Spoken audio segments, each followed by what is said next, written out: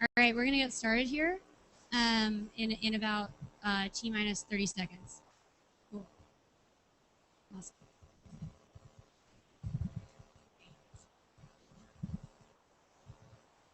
Cool. Brief announcement before we do get started. We have all the information about the breakout sessions that people have determined. Everything's listed up there. They start at 5:30 p.m. and you'll see the locations on the left and what the caucus will be about. All right. Take note.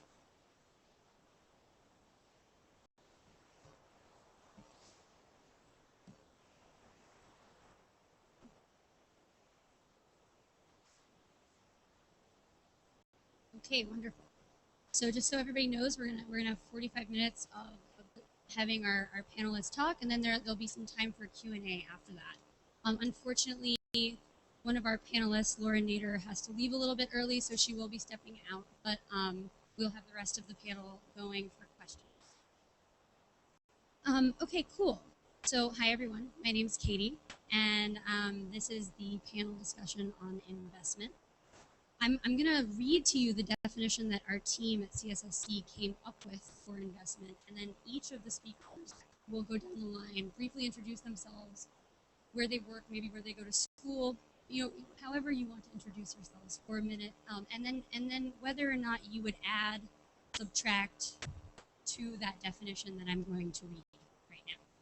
So we define investment as the power to devote resources, be it money, commitment, wisdom, to inspire innovation in ways which shape a just and sustainable future for generations to come. So that's loud. So you're asking us to add to that definition of investment. Start at 5:30 p.m. and you'll see the locations on the left and what the caucus will be about. All right. Take note.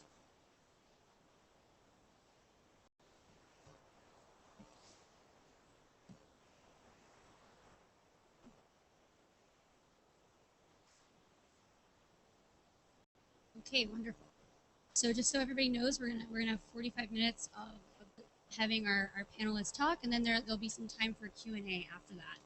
Unfortunately, one of our panelists, Laura Nader, has to leave a little bit early, so she will be stepping out, but we'll have the rest of the panel going for questions. Okay, cool. So hi everyone, my name's Katie, and this is the panel discussion on investment.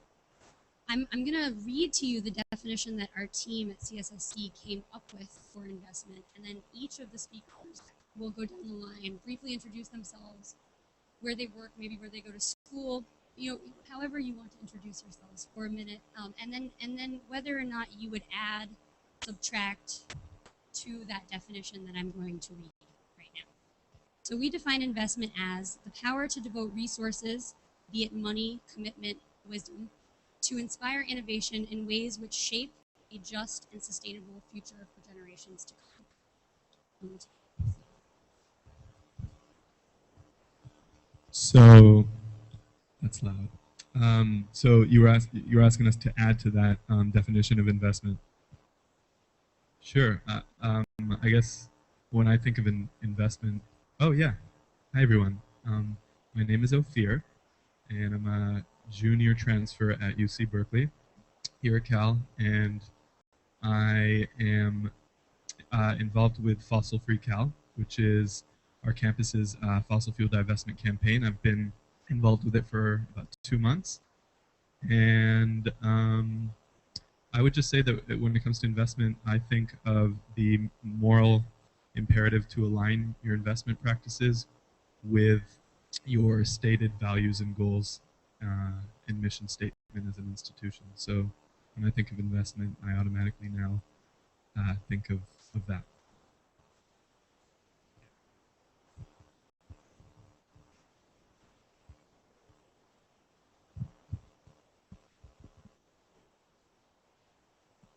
That's it.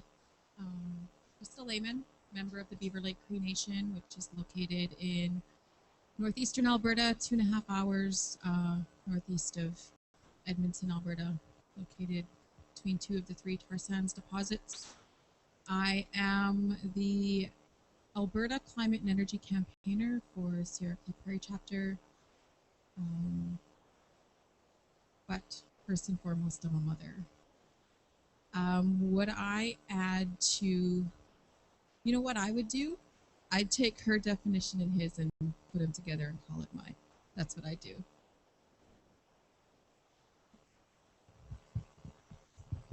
Hi, I'm Deirdre Smith. I am a 350.org organizer. I'm the fossil free organizer for the West Coast, Washington, Oregon, and California. And I'm also filling in for the fabulous Jamie Henn today. I was going to make a joke. I would add to that definition that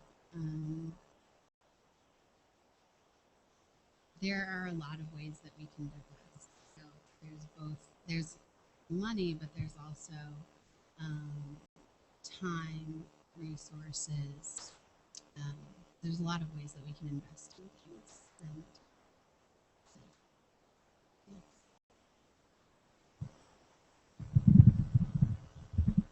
My name is Laura Nader. I teach here at Berkeley and have been for many years, since 1960. I teach about power and control, and I teach a course on energy. And my notion of investment, given I'm an anthropologist, is to invest in concepts, inventing new concepts, and turning this whole notion on its head so that we're not on the defense but on the offense. All right, wonderful. So actually, the way that we've structured this panel is I'm going to address each speaker individually, ask them a question, and they will have a little bit of time to respond to that. And then I'm going to open it up and ask a larger question that then the panelists can, chime in and answer how they see fit. So the first question is for Laura. What gives you hope about our energy future? And what do you think the most crucial steps will be in bringing society closer to a more just, sustainable and just energy and production? To more just and sustainable energy production and consumption.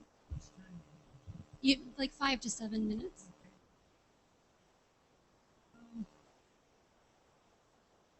I think that we need to address the concepts because the words that are being used put people on the defense. Like climate change is a bad term because climate has always changed.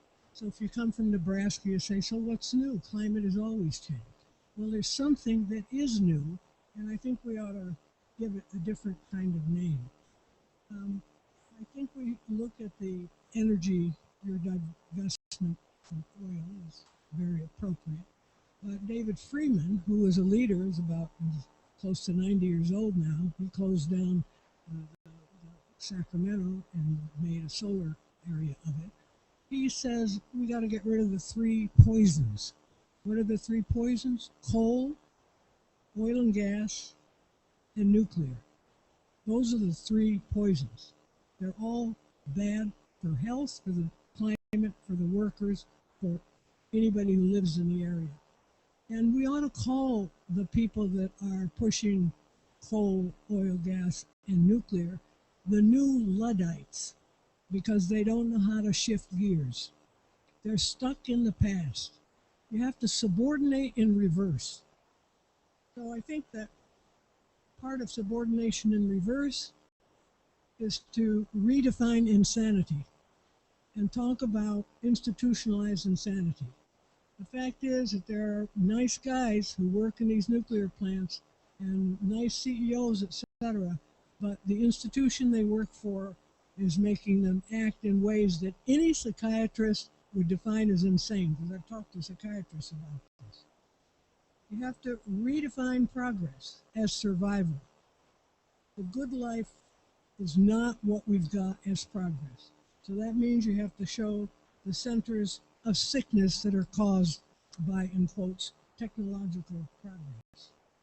You have to reverse unilineal evolution, which is an idea that was developed in the 19th century, that somehow things always get better. And you have to get off the defense and on the offense. It's very important that you ask me about hope. The reason I have hope is because things are so bad now that everybody can see, or more people can see. It's in their backyard. It's in all our backyard. And that gives me hope because it might be possible that some kind of reality testing will come around. The other thing that gives me hope, or that I mentioned to my class the other day, is that China did something that has never before been done in human history. And that is, they moved with great acceleration to an industrial model that is second in the world now, people say. And if they can move that fast in that direction, maybe we can move fast in the other direction. Thank you. Can I ask you a quick follow-up question? What steps do you think need to be taken to do that, to move in that direction? May it be from students here, or our faculty outside of the institutions of higher education? There's so many different things that can be done. I start with humor. You have to have humor in this. If you don't have humor, you're lost from the beginning. And there, if you notice, there's not much humor that's not canned humor now in the United States. You have to have visuals. I show films to my class. They're terrific. The last one was made in Canada. Very good film in Canada, the Tar Sands Canada, right? But the government did pay for this film about where we're headed in the future. That was excellent, brought in a lot of good people. So you need professors, I think, would be not the first people I would think of. They've got too much, they're like the people at the CEOs. And you've got a generation that has nothing to lose now, just like in Iran. I mean, the revolution in all of these countries, the young people, they got nothing to lose except debt and no jobs. So you tie all this stuff in together, and everybody has a role. The artists, the musicians, the professors, the students, anybody you can get to help, and sometimes the successful CEOs. Now, we've got a governor in this state who's wishy-washy now about nuclear and about fracking, and he's pushable. If you come out straight, I would say give it up. But we got connections to the governor. He taught in our department once. We'll work on him. You work on him. So fracking is very important because, again, it's a perfect example of total insanity in a state like ours. Well, it's interesting that you bring up the tar sands, because the next question is addressed to you, Crystal. And I'd like to know if you could talk a little bit more about the meaning of climate justice. We hear this term a lot, particularly with the Climate Forward rally on the 17th. I saw signs, climate justice, climate forward. What does that mean to you coming from the front lines in Alberta? And how might we move forward towards reaching this climate justice by shifting our investment practices, be it resources, energy, time, etc.? For me, when I think about climate justice, I think beyond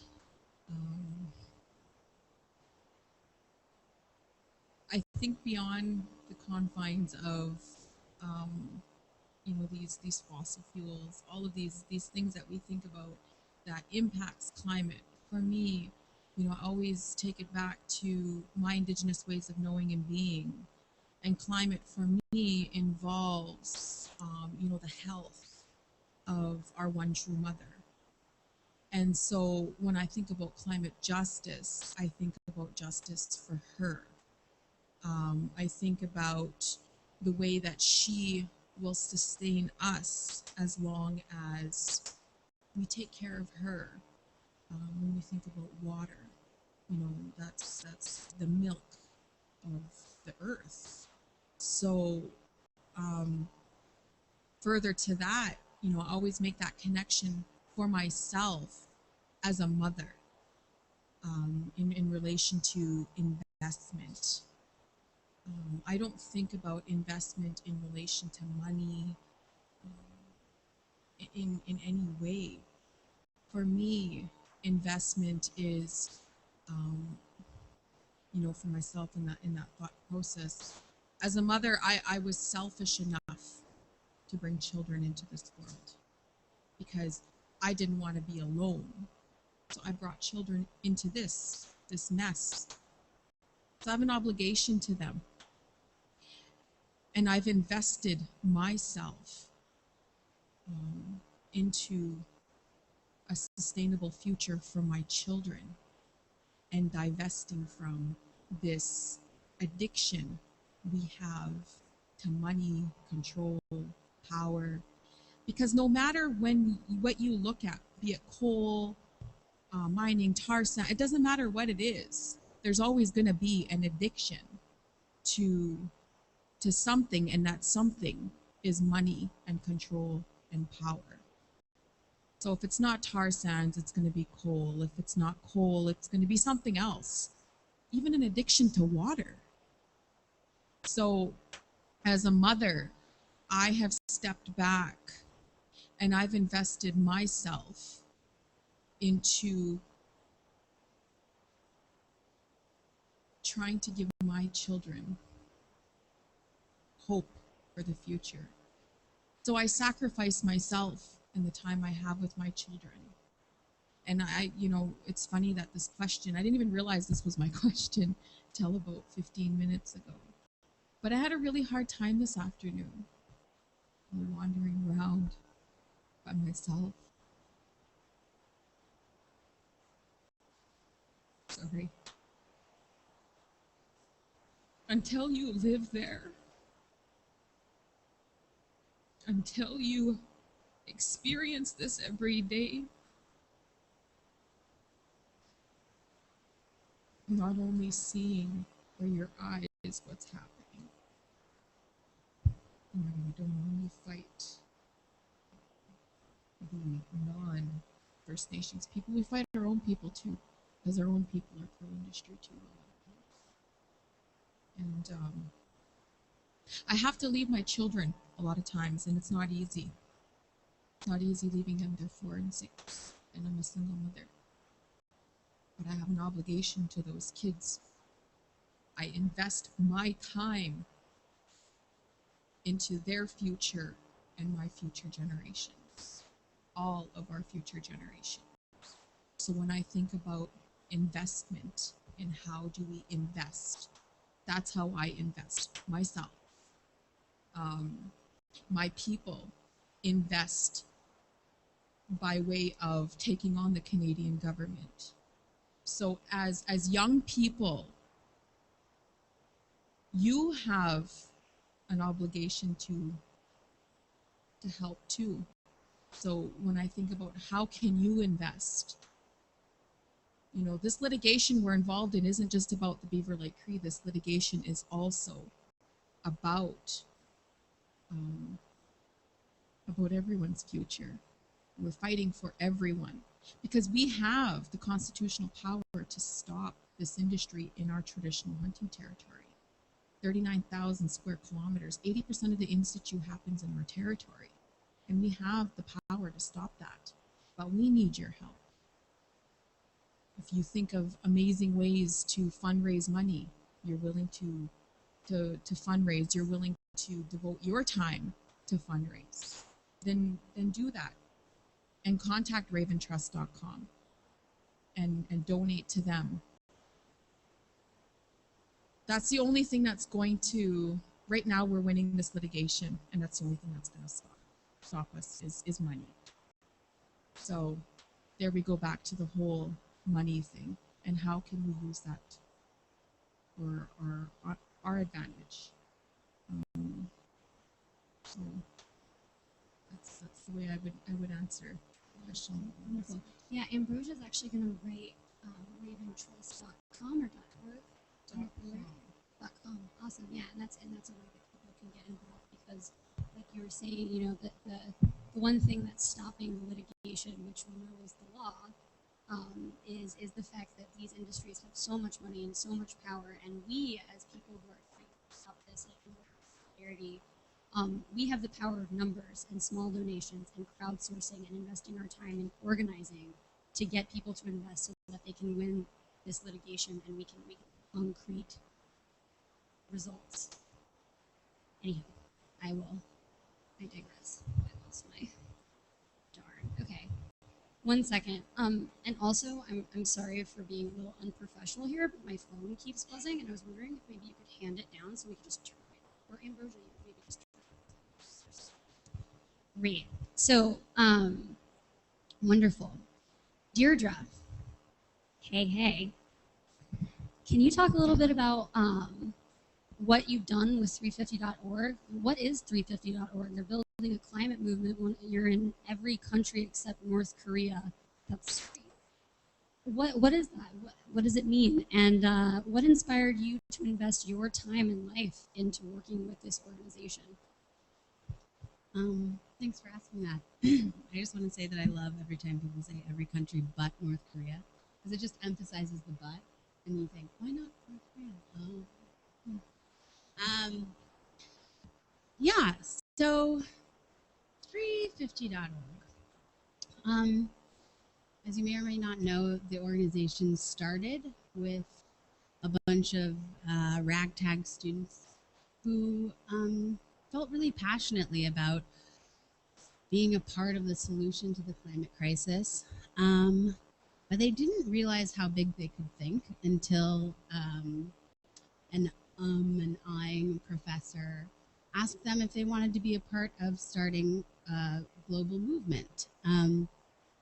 And so Step It Up happened in 2009. And there was an action calling out the number 350, calling on 80% reductions by 2050. And there were like 5,200 actions globally, and CNN called it the most widespread political day of action. So that was the seed of this organization, and something that for me is my impetus to work with 350 is that I have a history of working with a number of organizations and being a part of a number of campaigns. And I was starting to have an issue with the fact that it actually seems sort of difficult for a lot of people who are doing incredible things to work together. I mean, if you think about working together under a common vision, if you think about who has the same vision as I do, who's working towards that, you'll recognize that our movement is huge. But being able to work together, because all of these fights are incredibly important, and it's not about focusing on one single fight, but about being able to work together around them. I was getting frustrated with the organizations I was working with, not being able to bridge that gap. And so I kind of stopped working for large organizations and went back to my hometown, New Mexico, to work with the people who raised me up to understand what I wanted to do with my life and take some of the training I got from these big organizations back home. And then 350.org stumbled upon me. And something I'd always loved about them, and I learned more and more the more I became involved as an organizer for 350, is that 350 doesn't function like an organization. It functions like a campaign whose goal is to build a movement to solve the climate crisis. And that's very different from any large organization I had worked for. And I got to see firsthand, starting to work with people who were volunteers on the ground, being able to see the way that we could resource the work that we were already doing to be a part of a larger narrative, to uplift the voices of the people who have been fighting for years to shut down the coal plants in New Mexico, some of the dirtiest in the nation. We were able to bring training and organizers and action and resources to these battles and have and sort of build out a Southwest movement, a connected movement. And I was really that it reinvigorated my hope. And I, at a time where I was like, I'm just going to stay in New Mexico and fight this battle. And I think the work we did there was important, and still is. But I realized that it's possible for, even as we get bigger and bigger. I started to not believe that it wasn't possible to have a giant organization that could do that kind of work. And so that's how what inspired me and still inspires me to be a part of 350.org's work. Now I'm lucky enough to work with students across the West Coast, and it's the same deal. With this divestment movement, I didn't go to any campus and say, "Hey, you guys should really start a campaign." Mood. We're setting the mood. Okay, so I was able to answer the call of students who were like, we need help with this thing. We need a network. We need this. And that's amazing and incredible.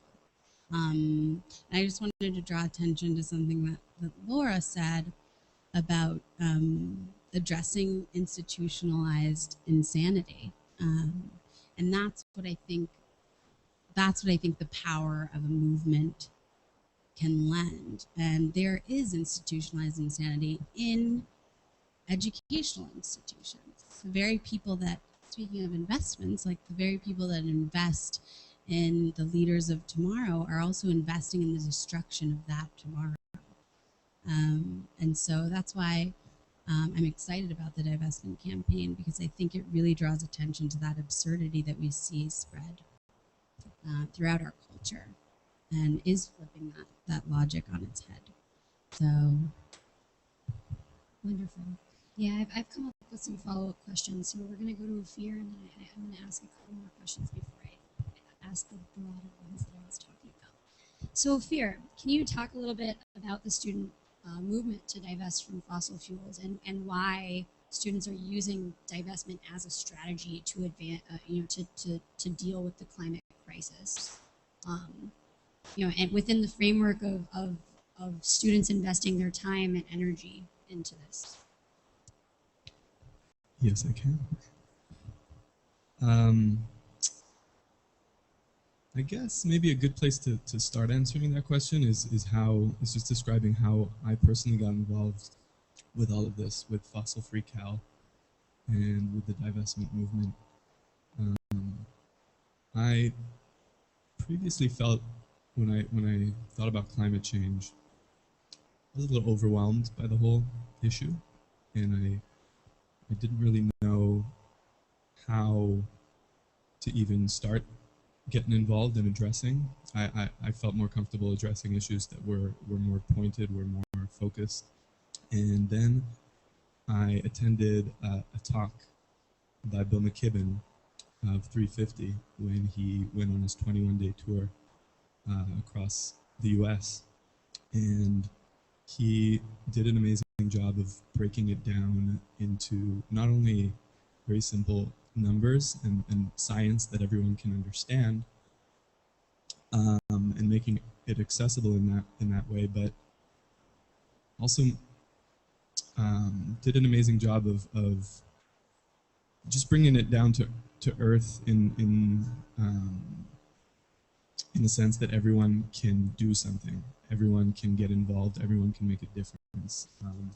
And so obviously 350 has done an amazing job in that sense of mobilizing people. And in that talk, he was the first time I'd heard about divestment as a tactic in this fight. And I got super excited about it, because I was like, yeah, wow, that is something we can do in response to inaction at the official level. And that empowered me. And that's all we need, is a little bit of empowerment, maybe a lot of bit of empowerment. And so he basically said, like, you know, in this big auditorium, all the students in the room stand up, and I was like, dope! I just got accepted to Berkeley. Like, I stood up, and he really made it clear that we are in a privileged and unique position to leverage our power as students in the time that we are students, to push our institutions that we are our institutions, and we can leverage our power as students to push our institutions um, to make the change that we want to see, and in this case, to align their investment practices with their stated values and goals. Like Deirdre said, it doesn't make sense to invest in students, in their education, in building leaders, while simultaneously being invested in the very industry whose business model ensures that they're not going to have a planet to enact that education on and that future on. So, back to your question. This is an amazing opportunity for students to mobilize and to take action. And I think that students, I'll speak for myself and my friends, are craving sort of and really looking for ways to, we're feeling a little sort of like disillusioned, like where's the movement, you know, what's going on, like where's the mobilization? And in the 2 months that I've been involved with the divestment campaign, I'm seeing a mobilization spread like wildfire.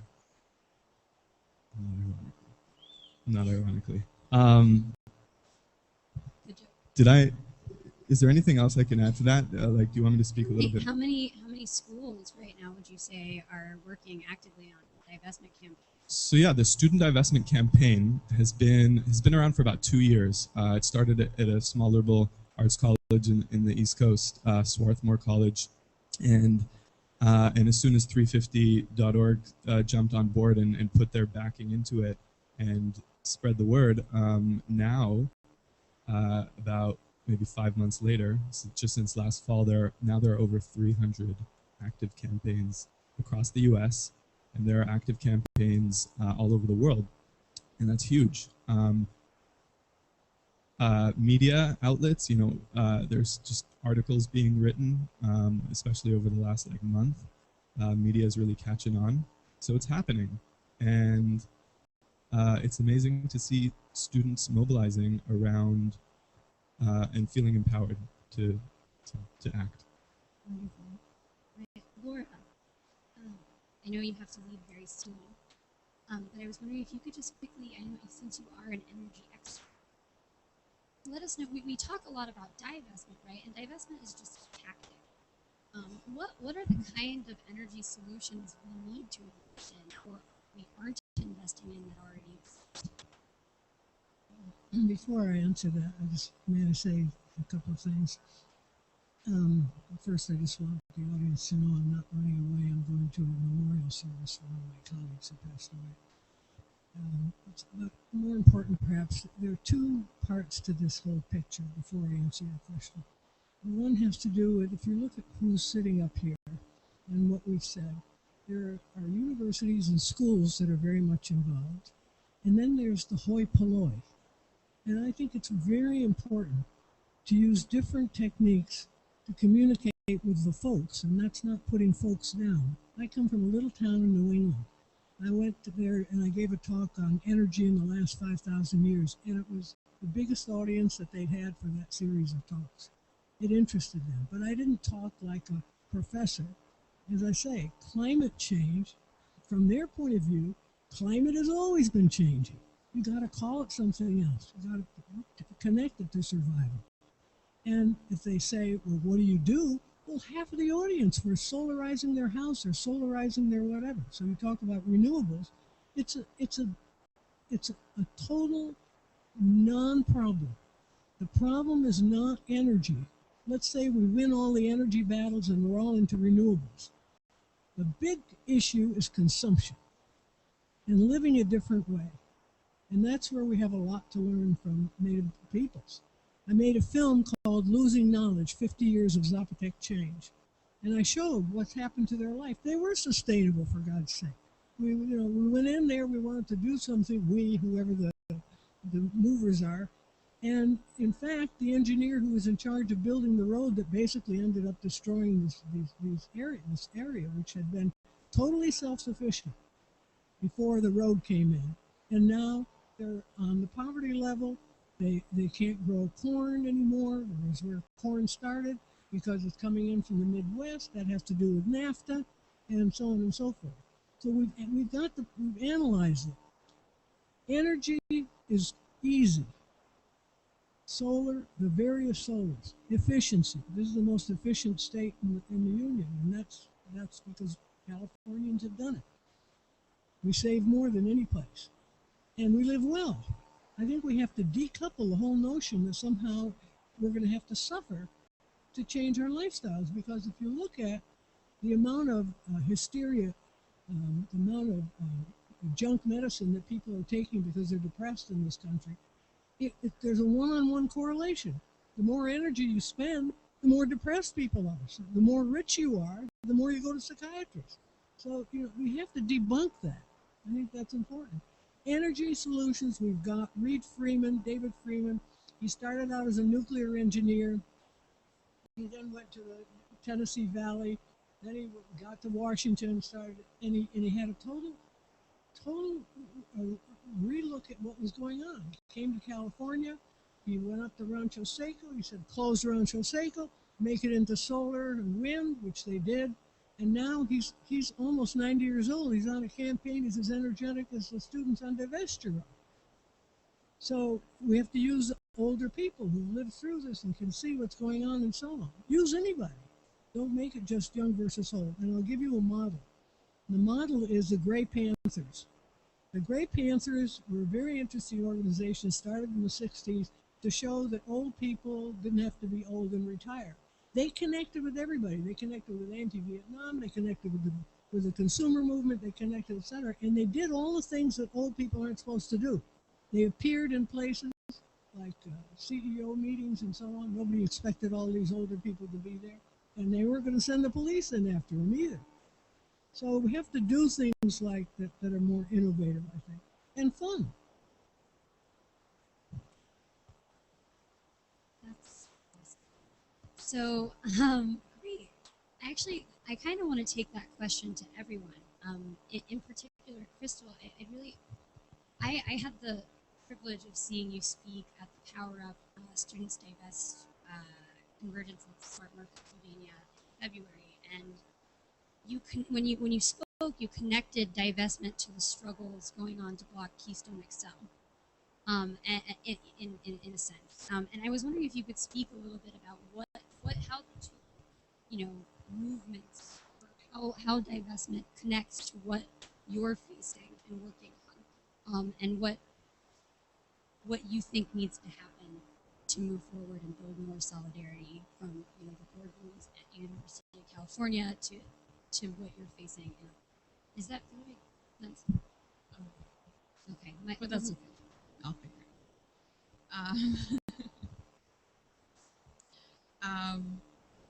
To make the connection, first of all, in this idea of divestment between the source and Keystone being an example. There's other pipelines. When you divest from the source and you stop supporting the source and you fight against the source, there's no pipelines. Because you can fight those pipelines all you want. Stop them. Like I talked about it this morning, the black snake. They're going to find another way to transport it. Until you stop what's happening at the source, they're always going to find a way to transport it. That's what we're doing. 30 of our Beaver Lakes traditional hunting territory. It's 39,000 square kilometers, 34,000 kilometers of that has been leased out to industry. Every major oil company in the world is in our traditional hunting territory. The Canadian government failed to follow through with their duty to consult the Beaver Lake Cree. So in 2008, when my Uncle Al filed the statement of claim, he cited 17,000 treaty infringements, treaty violations, basically 17,000 permits granted to big oil. We are now at over 19,000 permits today. So they're still granting permits. They're still finding a way to transport the source without the pipeline. So until we stop that, that's what we're working on, and we have the constitutional power to stop that. That's why the Canadian government is running scared, because we have the power to stop it. That's their law. The Canadian government made the Canadian Constitution. That's not our law they're breaking. That's their law they're breaking. And they have an obligation to abide by the law. And the law says these people have inherent rights. So when we talk about that connection between the source and pipelines, that's where I talk about that. Now, when I further look at, you're talking about these boards. When I went to Swarthmore, this is one statement that sticks with me, and I've kept this in my folder since that day, because I can't believe the deliberate ignorance, but that's where, those of us in this movement were able to make that connection. And I was wondering why. One sheet of paper I have in my folder, and it just happens to be this statement. This is something that was said. I sat in I don't know, what are they called? The board of trustees at Swarthmore. We had a meeting with them, and I sat there and I spilled my guts. I think they cared. This doesn't affect us. We don't breathe the same air or drink the same water. Are you insane? This is what they said to me. I understand. And this is a direct quote. I understand. I get it. But there's nothing more I need to see. We're going to continue. My response was, well, so are we. So, and I carried that message to that group in my keynote, to that group of students, and it's going to be the same thing I'm going to say to you. So are we, and so are you. We're all going to continue. So when I look at the board of trustees, it's foreign to me, this whole idea of these universities and these people who are they have so much control in the students who pay to come to these universities, but they think they really honestly think that without you guys, the school's gonna stay open? Like, I don't know. I don't get it. It doesn't make it okay. So as students, like he said, you have that control. You have that power to make a change. This whole idea of divestment. So when I think about, these boards, y'all need to be rallying and lobbying these boards a little bit more, making them a little bit more accountable.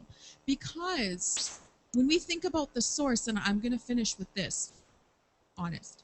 When we think about the source in the Beaver Lake traditional territory,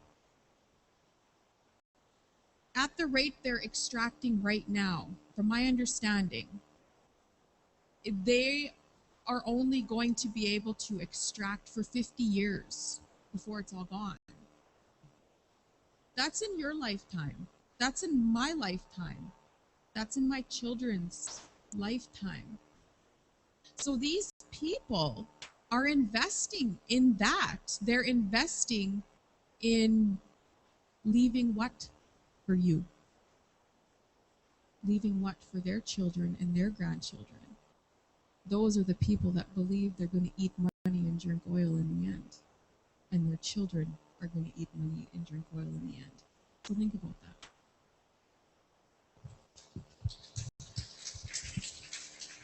Okay, before we open it up to questions, I want to go to that idea of rallying around the board and what we've got going on. Maybe Deirdre and Ophir, you can like play off of this because we're all involved in organizing for some pretty serious stuff here in California. Tag team back again. Get Rick. Let's begin. Yeah, nice. All right, I'll kick it off and then to you. Great. All right. So there are board of trustees, and then there are mega boards. So the UC system, each UC school has their board of trustees, but above that is a board of regents that oversees the $75 billion of endowment among the. Every time I say it, I'm like, it hurts. It's a lot of money. $75 billion between all 10 UCs. And so what's pretty incredible is that the UCs are working together. Now half the UCs have passed student government resolutions. More than half. Six of the 10. Six. Yeah. And which is the first step in the ladder of power we have to go up to get this done, to get divested. So just to make sure, we went to the Board of Regents meeting in March, and just to make sure they don't forget us before we get on the agenda in September, we'll be paying them a visit on May 16th. It's coming up. And by we, I mean everyone. All the supporters that would like to come are welcome. Certainly, we'll have lots of folks from each of the UCs. And when you get there, we really wanted to present something visual for the board to see and understand the power that they have. And so Ophir will tell you a little bit more about what that's going to look like the day of. So, so we have basically, as a UC-wide divestment campaign, like we've each got our own, campus campaigns, and then we're working to build a cohesive UC campaign and build that collective power, because ultimately this is about divesting the UC system's $75 billion, part of which it has invested in the fossil fuel industry. And as a side note, they've been very non-transparent with us about what they have invested where.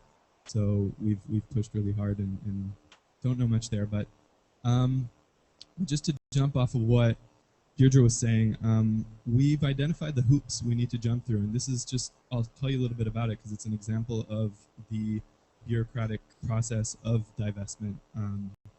We spoke with a student regent, Jonathan Stein, and he told us a little bit about, what it's going to take.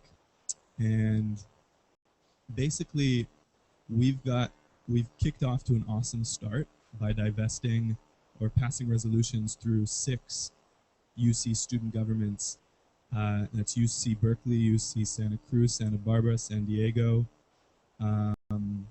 and Irvine, and Davis. Thank you. And basically, the next step, aside from getting UCLA and maybe a couple more to pass similar resolutions through their student governments, hint UCLA, is faculty senates. And I'm so glad that Laura's up here with us, and that I get to say this before you're leaving, is that the next place that that it's crucial that we build support in order to actually get on the UC Regents agenda is by having faculty pass resolutions through their senates. And faculty in UC Santa Barbara have already kind of stepped up to the plate. And we've got a few professors there that are working to pass a resolution through their faculty senate at Santa Barbara, and who are also very excited about working with professors across the UC system in building power. So that's another hoop. After student government bodies passing resolutions, the next hoop is our faculty senates passing resolutions. The third hoop after our faculty senate resolutions is chancellor support.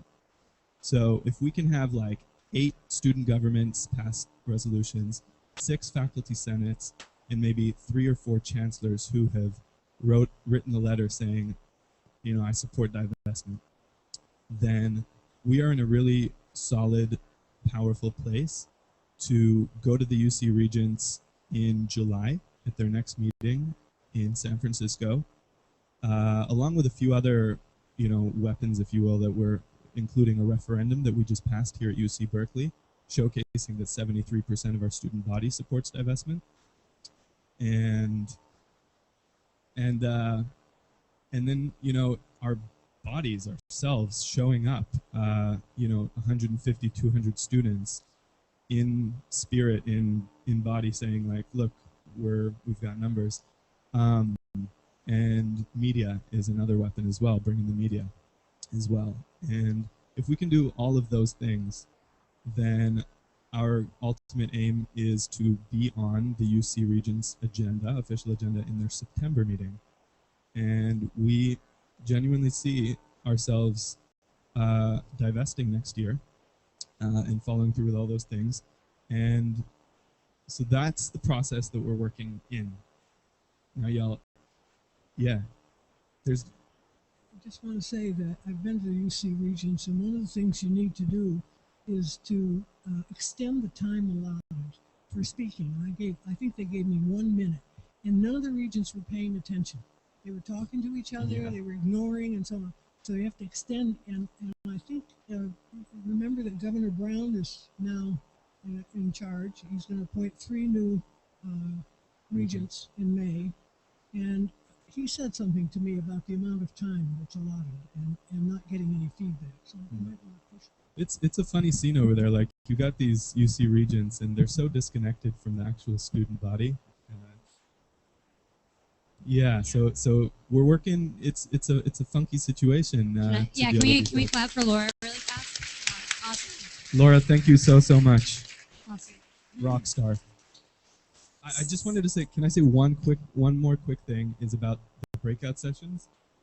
Maybe I'll wait till you speak, and then I'll tell folks about the breakout sessions. I'm gonna open What do you think? 2 questions. Why don't you just plug the breakout? Okay, so after all that said, we're going to have breakout sessions, one tonight and one tomorrow. And in those breakout sessions, they're going to be focused around building a cohesive UC, fossil-free UC campaign and building power across the UC system.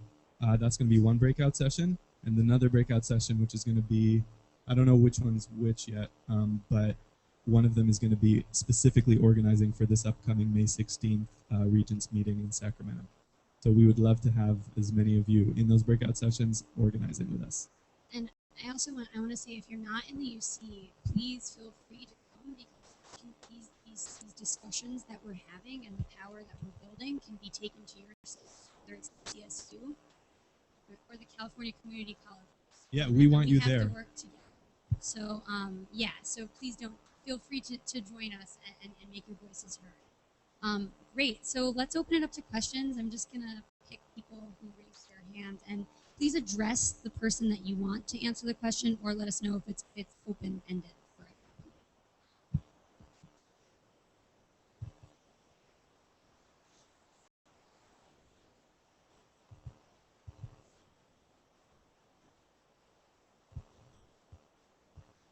Thanks. Laura talked about the... Hold on. We got music playing. What is it? Okay, never mind. Yeah, she was talking about trying to engage ordinary folks. We just had a teach-in at our university in Santa Barbara, and that was something that we ran into, was trying to even get ordinary folks to show up. let alone get engaged. So that's something I'd like to ask the whole panel about what they could suggest would be a good way of getting people who don't know anything about this involved. I think, Deirdre, do you want to start that off? Sure, I'll start us off. The question is how to get people involved. How to get Who people don't who know don't know anything about this involved, university students. Absolutely. So I'm actually going to bridge this with the thing I wanted to add, which is we talk about hoops and all of the formal process of, you know,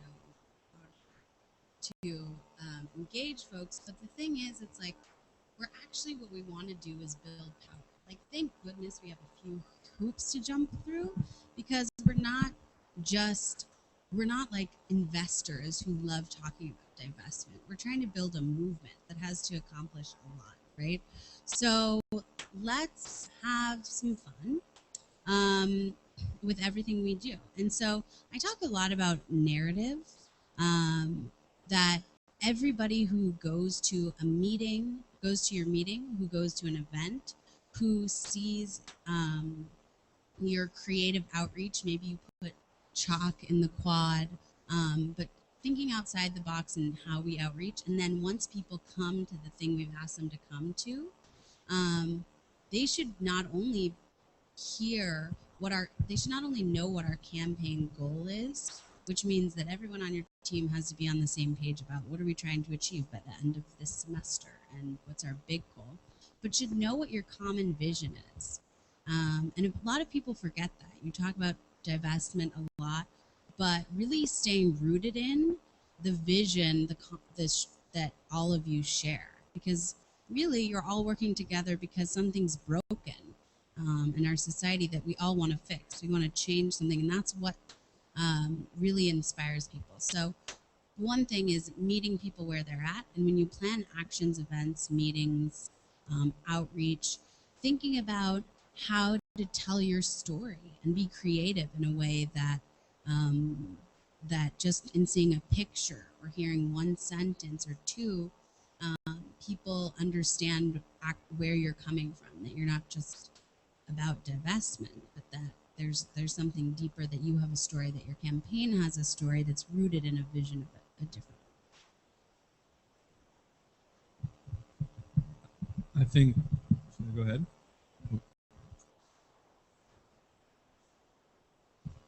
Quick, I just think what you just said is so hugely important in that it's not just about divestment and, you know, taking money out and doing that.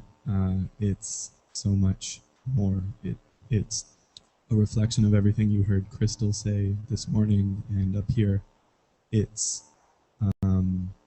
a way to be in solidarity with those on the front lines that aren't in your position to leverage power in your institutions. And so the story that your campaign is telling, and finding creative ways, I'm just echoing what you said, Deirdre, to tell that story. And like, I mean, there's so many ways to engage students. Some of the ways we've been doing it here on campus is tabling, like getting bubbly, excited people who are passionate about this campaign out there in a very visible place with a lot of foot traffic, and walking next to them and telling them about your story and about this campaign, and giving them a flyer and saying, next week we're holding a Do the Math screening, free pizza, and we're going to talk about divestment. Like, we would love to have you there. We'd love your support. Or having a petition or a referendum on your ballot. Sounds like Crystal wants to add. I just want to add, in that engagement piece, make it personal. Make it personal. Because for me, it's not personal when you talk about like your trustees, and because that doesn't, I don't care. So when you're delivering your message and you want to engage people, make it personal. That's the best for me personally. That's the best advice I can give you for somebody who doesn't really know about and is just learning about this whole divestment piece. But in this movement as a whole, I've always found that to get people involved, is the way I do it is by making it personal. And lastly, never feel like you're alone, because there are over 300 campuses across the nation that are making it happen. And you've got all the support you could ever want and more. So.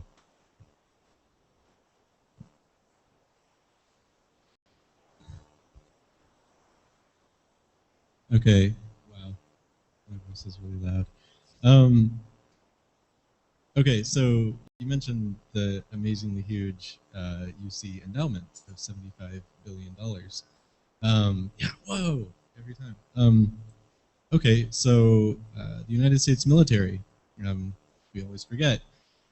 Besides everything else they do, it also costs dollars.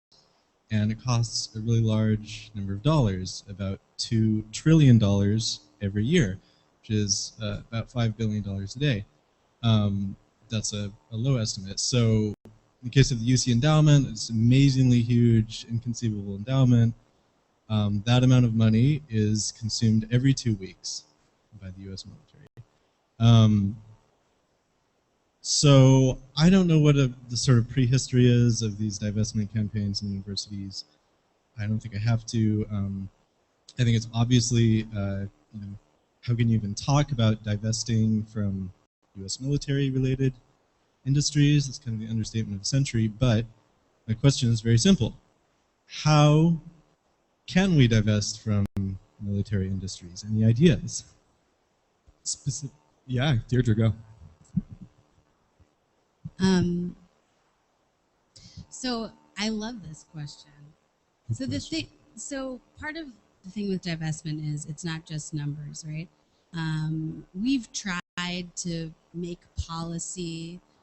There are people who are working very hard with the laws that exist to implement those laws, and we found that it's not doing our movement justice. It's not enough, and so I think creating a path where you can flip the backwards thinking and culture that we are accepting on its head, by lifting up the issue instead of just going for the money. Now, in a lot of ways, divestment is going for the money. But like you said, if you start calculating how much the fossil fuel industry really has, why divest $1 million? Well, because it's a huge statement to divest a $75 billion portfolio from fossil fuels. And it does start taking away money, but what we're really talking about is the cultural narrative that allows these insanities to exist. So my idea for divesting from the military is it's not just us investing, it's the fact that our government spends that much, right? And so to create a pathway that would enable people culturally to support a policy, or that we have to create basically a paradigm shift that allows for some of this change to take place. And that's where the movement piece comes in. Just to add a sort of side note, not maybe directly answer the question, but part of, at least for us in a lot of campuses, part of the whole divestment campaign is also about building our universities, or developing our universities' policy around investment in general, not just specifically to fossil fuels. We're calling on universities on our institutions to basically write into their policy, social and environmental standards of investment, which the UC system doesn't have. And so part of this whole process is to, it's not just about fossil fuels, it's also saying, yo, institutions, start thinking about where you're investing, and have developed policy, social and environmental standards. Just on the side note there. Was there someone over here looking at the mic? There was a hand. Was it you? I'm here because I came to do the math movie, but I'm not a student. And there was, after the movie, there was some talk about you also wanting to connect with people in the community, in the larger community, who might want to contribute their energy. It seems to me in the East Bay that the this is the thing that's happening that will have the biggest impact. So I'd like to be involved, and I'm curious about thoughts about how to include professionals, other community members who aren't students any longer but want to support this happening. GoFossilFree.org just a few weeks ago relaunched in a way that answers that question really easily. We also have an organizer, much like me, who's working with students, who's working with people off campus, so that within who can come from where they're at. So whatever your profession is, you can be part of the divestment movement because you are part of a network that invests in fossil fuels. We all are. That's what's awesome and terrible. So Jay Carmona is our incredible organizer who works with folks one-on-one to help get resources and get them going. And if you just go to gofossilfree.org, it'll give you some steps to get started. But the great thing at 350 is it's all of us, it's our first name at 350.org. So it's just JAY. She's excited to talk to you. Just to bounce off of that, like, it's not just in universities. 11 mayors of 11 municipalities just committed to divesting their municipalities from fossil fuels. 3 of them are in the Bay Area. One of them is the mayor of Berkeley, Tom Bates. Another one is the mayor of Richmond, the city of Richmond. And the city of San Francisco, just their board of supervisors just unanimously voted to divest the city's pension funds, which is just over $500 million from the fossil fuel industry. And so those are amazing ways to plug in as a non-student. But like when we're going to our May Regents meeting, we're inviting everyone. So if you want to come and be there, we want you there. He's a good organizer.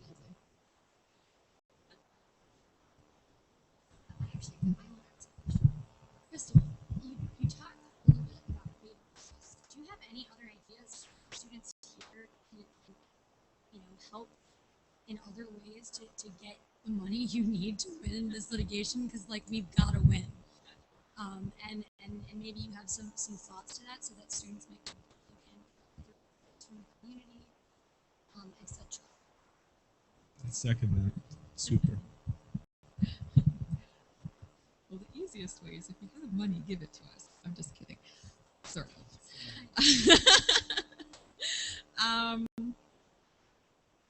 So I don't normally even pitch like this. Like, I don't know, it's weird for me.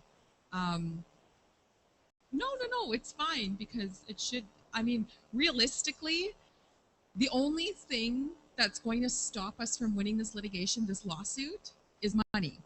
And the Canadian government knows that. So they have been pulling out every single stop that they can to cost us money because we're a band of 900. Like, we don't have very much money. So, and they know that. And they know that that's the only thing that's going to keep us from winning this, because we have set historical precedents. We're the first reservation to ever be granted a trial in relation to something like this. And we are currently winning in the judicial system. We're currently winning. And the judge on the case has said the law is the law, and the law is clearly on the side of the Beaver Lake Cree. And she can't be bought. So that's what makes her amazing.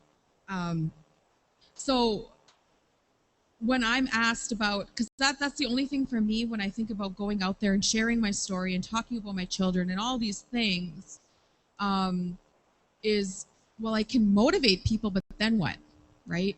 So as students, I mean, you guys have so much energy. It's crazy. And I'm a mom, like I barely sleep. And I'm like, these guys can go and go and go.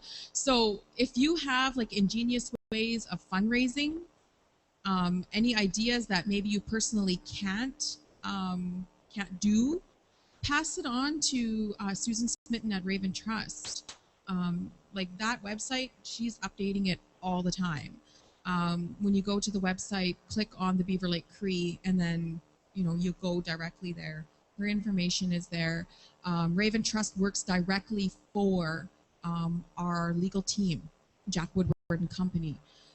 So if you have any fundraising ideas, if you personally want to do a fundraiser, if you can commit time to a fundraiser, if you know people who have money that want to throw it away, I found out that that actually is like, that's real. If you know of anybody, you know, that's looking for, you know, ways to donate to something that's going to affect everyone, then do that.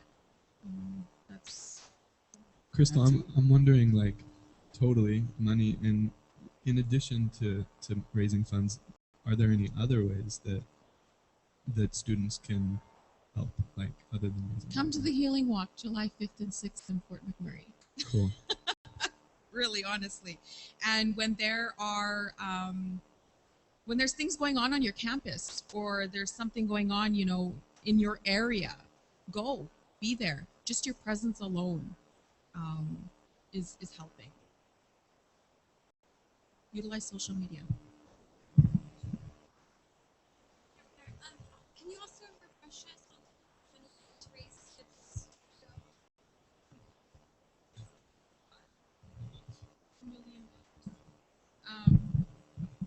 We are going to trial hopefully early 2015.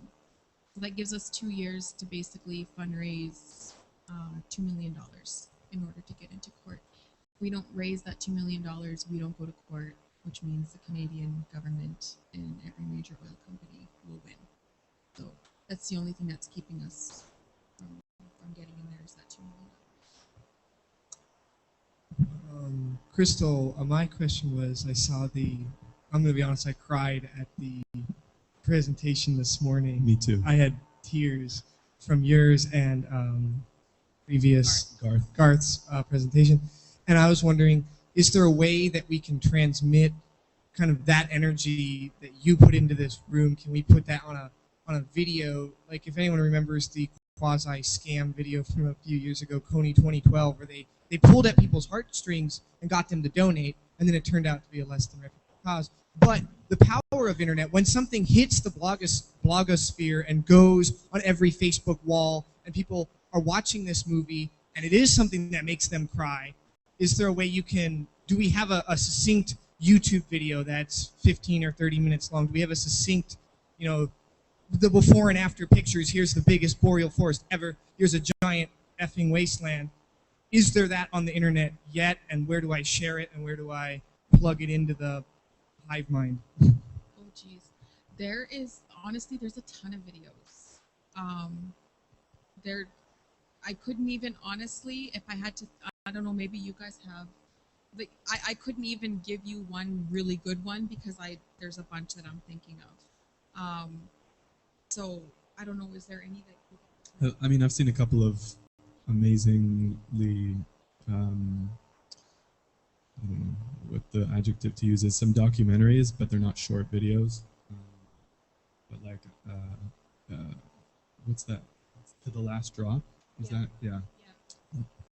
There's the for the Beaver Lake Cree specifically, it's a little bit older, but it's the cooperative group from the UK created like a 5-minute video on the Beaver Lake Cree lawsuit, and I don't remember what it's called. I'm sorry. But how about this? We will, when we post all these slides up and send them all out on an email to you, we will make sure to include some powerful videos to build power and support. Yeah, I'll do that personally, because I'm going to be giving them my PowerPoint in its entirety. So within that, I'll also give you some videos. Okay.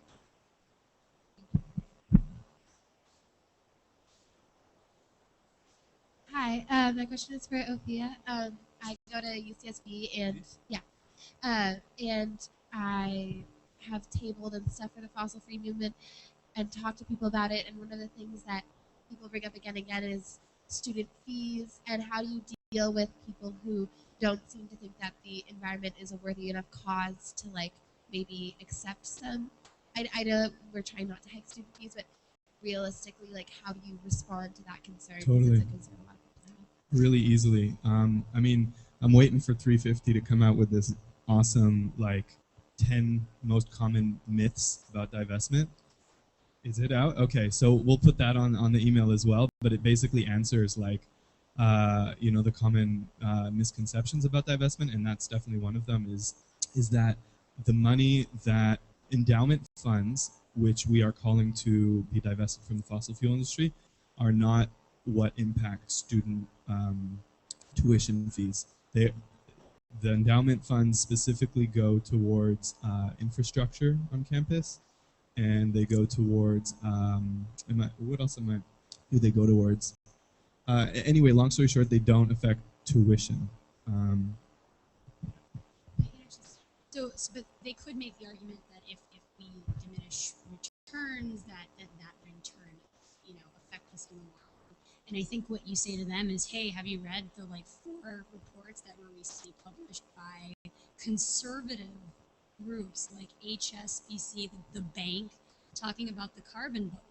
60% of fossil fuel assets are still underground.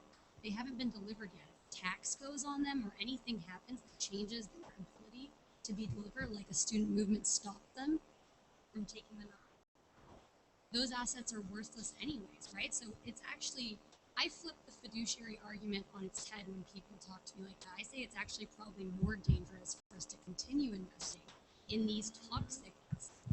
Last but not least, there's at least 2 reports out there that show very explicitly that by greening your portfolio and switching your portfolio to a carbon-free one, the risk of the penalty, the risk you're running basically is next to none. Like, there are carbon-free portfolios that behave just as well as one with carbon investments. And what did I want to say? That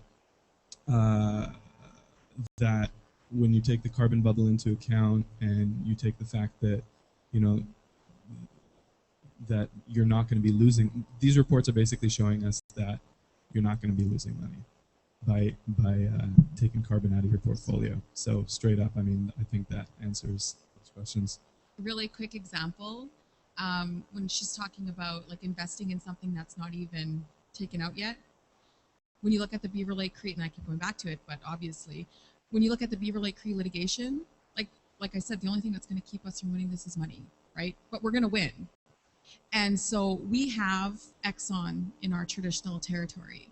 So I don't know, I know Swarthmore has invested in Exxon. I don't know about this whole area, but every major oil company is in the world is in our traditional hunting territory. So anybody that's investing money into that, you're going to lose your money. So really, keep investing. I don't know. And that report that I just talked about, we'll put that on the email, and it basically shows that you won't lose money by divesting. Sorry, quick plug. Middlebury College, where Mr. McKinnon was professor, put together this really awesome annotated bibliography with all of these studies, and we have that, and we can definitely share that with you. It does a really brief summary of, for instance, the carbon bubble report I was just mentioning to you, and then links to those reports so that you can use them in any research that you're doing, or like a fact sheet that you have for. That's another strategy, is hand them a fact sheet and point out the answer to their argument, so you don't have to waste your time and you can talk about it. I just wanted to say one piece, which is that these are all, you can now see the minute you enter divestment, oh my gosh, you are in the financial world. You get in their heads and you want to argue from that point. But I also heard something in your question I liked, which is that, okay, but even if we had fees, is that a problem? Are we not? Every year these campuses are raising tuition $2,000, $10,000, $12,000. We don't question it. But when there's moral impetus behind it, we question it. It's like this, all of this stuff is absurd. It's like if I came to this panel and I was like, man, I could have made a lot more money today if I had pickpocketed a bunch of students.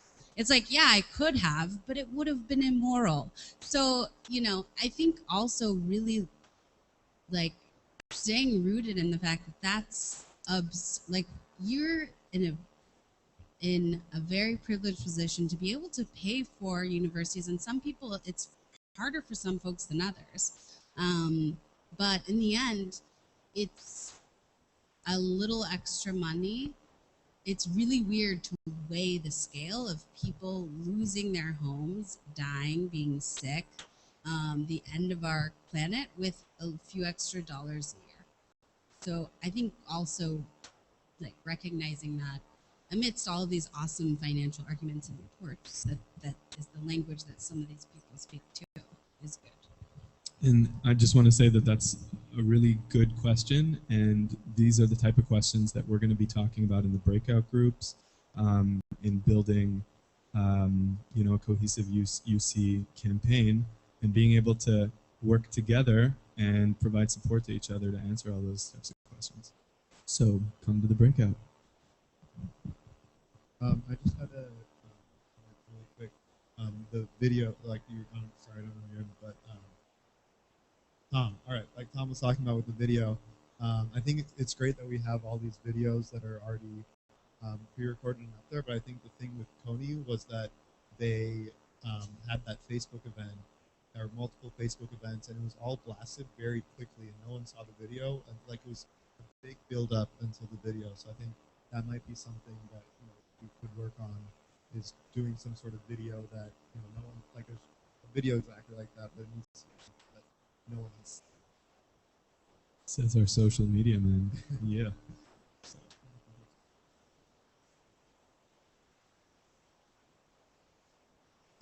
So so the question was, how do we get the email that we're talking about? And we'll be sending out an email with slides from as many of the workshops as possible, and as many of the keynotes, and links to both the live streams and the videos to all of the Convergence attendees. So if you have registered and given your email address to, and either signed up online through the CSSC or are on the CSSC email listserv, you will get this information. Also, Ambrosia is the online content coordinator for this CSSC, and she just offered to put all of it on the CSSC website, so it will be accessible to people who weren't here either.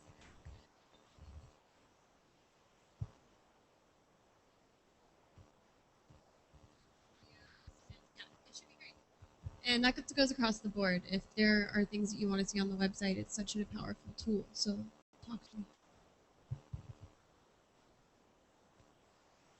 Do we have any more questions? Okay.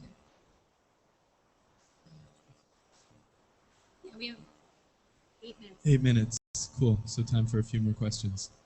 Yeah, don't be shy. This is a small group. We're all friends. We're trying to figure out how to stop this distraction. So now is the time to talk. This is it. This is the time. We are the people.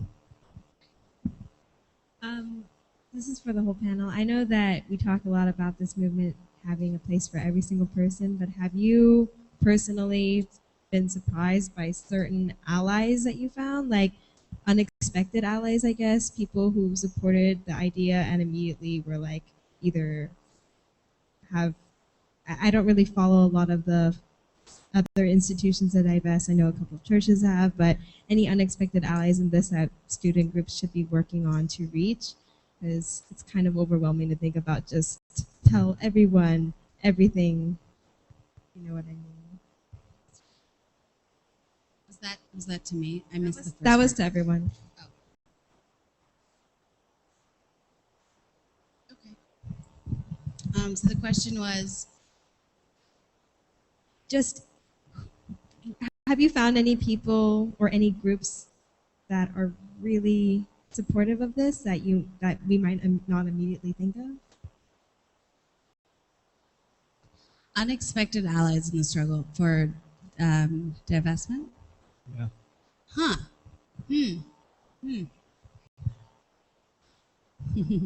Yeah, we found an unexpected. So this brings me back to my favorite thing, which is strategy. When you're building a strategy, and I said this in a few of the trainings I led today, look around you. This is like your network. Is there an alumni you should be talking to? Who's that person? Does she have an internship with your board of trustees wife's nonprofit? You should be looking for unlikely connections all the time. So yes, that's daunting, but it's like a fun sleuth sleuthing thing. So Tom Stayer, say what Stanford? Yeah.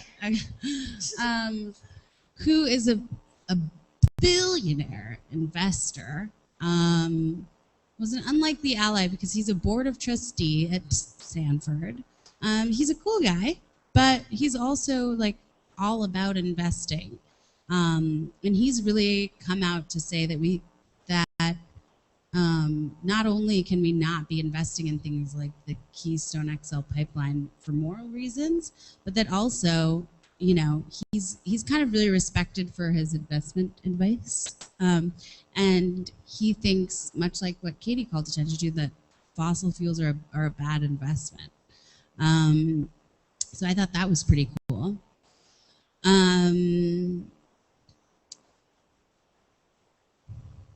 That's one person I think. Yeah, I mean, I guess the thing that I would say, and this is something that we have to work on in our campaign too, is you gotta go to other clubs, meetings, and in order to get allies, you have to be an ally. And I like that, in the EJ movement, most folks on the front lines, you have to earn being an ally. You can't just be like, I'm an ally with the front lines, like I'm cool. No, like you gotta show up and you gotta put in time and you have to engage dialogue and I don't think anything's unexpected in that sense when you show up. I mean, you could even show up to your college Republicans meeting and survey the room, see what people are talking about, and make your case with people afterwards and see how that feels. And that might be unexpected in one way, but in another sense, it's engaging people that you might not actually think of yourself engaging with, in this movement. And one thing to add to that is both going outside your comfort zone, but also looking a little deeper within your comfort zone. Realize that all of us actually have an insane amount of networks we're surrounded by. Like a lot of people forget that, oh, I'm also in a choir. How does this movement have meaning for these people? And really like extending, going one person past all the people around you. We've had the privilege of having Deirdre come to a few of our weekly meetings, general meetings, and we did these cool exercises of basically mapping out your allies, kind of concentric circles, and seeing who, basically mapping it like on a visual, who in your life is where, and can you tap them and for what. And I love it because we're already getting into the meat of what we're going to be covering in the breakout. So this is really good stuff. It's juicy. Okay, we have one more question back here. And we were talking about unlikely allies and where we found those in this movement. And now we have a question from Emily along the same thread.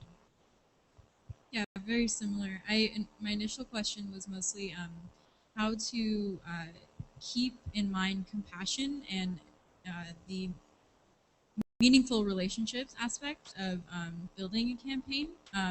I found it to be very difficult to give people the information that they need and want in a way that is accessible to them and makes it seem like I do care about them, but I'm like pushing them enough, but not too much.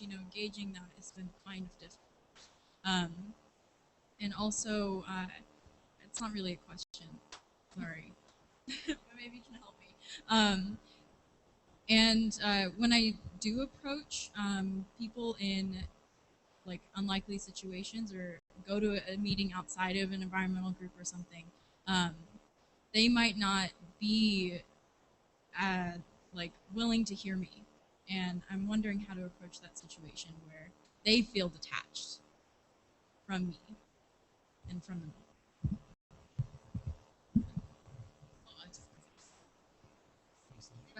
Make it personal. Always make it personal. Doesn't matter where you are. Make it personal. And there's ways you can do that. Like, I mean, for me, one example I always use for people, this morning I talked about it, on Turtle Island. That's what this is. There's no boundary. The air and the water we breathe and drink up there is the same air and water that you all consume down here.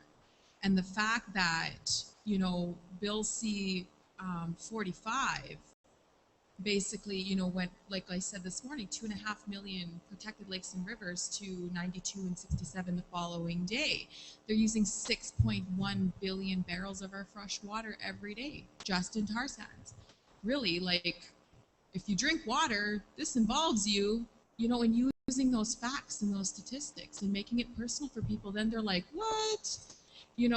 And government is pushing for them to, i.e. the water, that they're making it okay. So, and then people, they start thinking, well, that's going to eventually affect me. So I think Deirdre's pro at answering this question, and we'll get more into it in the breakouts. But one thing that popped to mind was that, we're human and we have a limited amount of energy, and we don't want to spend it all trying to convince someone who, might not be someone who you can sway right now. It's not where they're at in their present in the present time. So really being efficient with and smart with your energy and your time, and knowing where to focus it most efficiently. And I think that comes with practice and also with awesome facilitation training from people like you. Well said. You wanna kick us with like 20 seconds? Yeah, I'll end us on a note of love. I really want to emphasize that I genuinely love all of you. I love everyone I work with. And I feel like, do you guys feel that from me? Yeah. It takes a sense of vulnerability to put yourself out there like that. When she says make it personal, she doesn't know any of you, and she came here and told you about her children and what drives her day to day. Like, it's scary, but when the amount of times I get caught by that, by putting myself out there with my flaws, my love, the reason I'm a part of this, every time, most of the time, sometimes I get hurt and that's okay, but most of the time, I get met with the same level of passion and love and commitment. And so you guys have to, that's really the sacrifice, is sacrificing that shield that protects you from, really communicating with people and letting yourself be vulnerable, I know that we're done, but I will also add that creating safe spaces to do that with your campaign, whether it's like, having an event where people mingle or something like that, and making sure that people know that environment is there to engage in what you're talking about. I think that's an important factor as well, because you can get hurt, and I say put your love out there, but make sure that you create those spaces. This space is really important. Can we get the details of when the breakout sessions are? Does everyone, you got it up there? So at 5:30, which is 15 minutes from now. So we're basically going to take a quick bathroom break, get some fresh air, and just carry this amazing dialogue for another hour up till dinner. Can we please give a big round of applause for our keynote?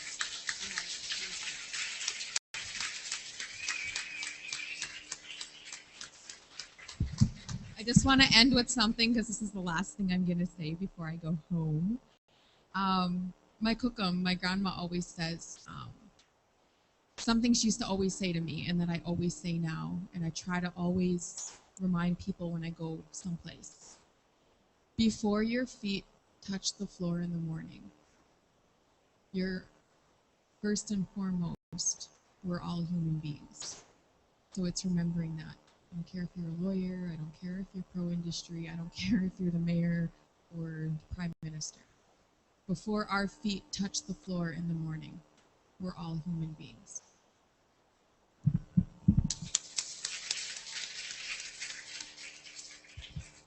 Thank you again, Crystal, for coming all the way from Alberta to grace us with your lovely, inspiring, amazing.